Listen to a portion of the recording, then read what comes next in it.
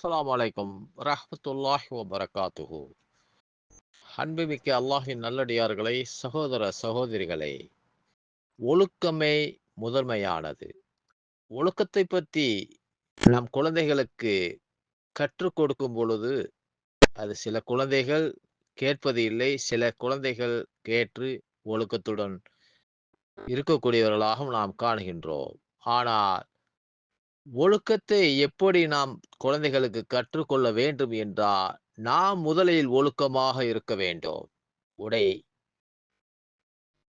நடை மற்றும் நம்மளுடைய பாவனைகள் இதையெல்லாம் நாம் சரியான முறையில் கடைபிடித்தால், ஒழுக்கத்துடன் இருந்தால் அந்த ஒழுக்கத்தை பார்த்து தன் குழந்தைகள் கற்றுக்கொள்கின்றன. குழந்தைகள் ஒழுக்கத்தை வெறும் கட்டளைகளின் மூலம் மட்டும் கற்றுக்கொள்வதில்லை.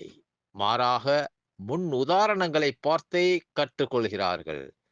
வீட்டில் உண்மையை பேசுவதையும், பேச்சில் மரியாதையையும் வீட்டில் உண்மையை பேசுவதையும், பேச்சில் மரியாதையையும், செயலில் கருணையையும் அவர்கள் கண்டால், தானாகவே அவர்கள் நேர்மையானவர்களாக வளருவார்கள்.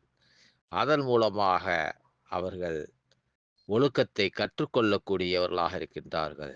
இன்ஷா அல்லாஹ் நாம் ஒழுக்கமுள்ளவர்களாக வாழுவோம். தன் குழந்தைகளும் அதை கற்றுக்கொள்ளக்கூடியவர்களாக ஆவார்கள். அஸ்ஸலாமு அலைக்கும் வரஹ்மத்துல்லாஹி வபரகாத்துஹு.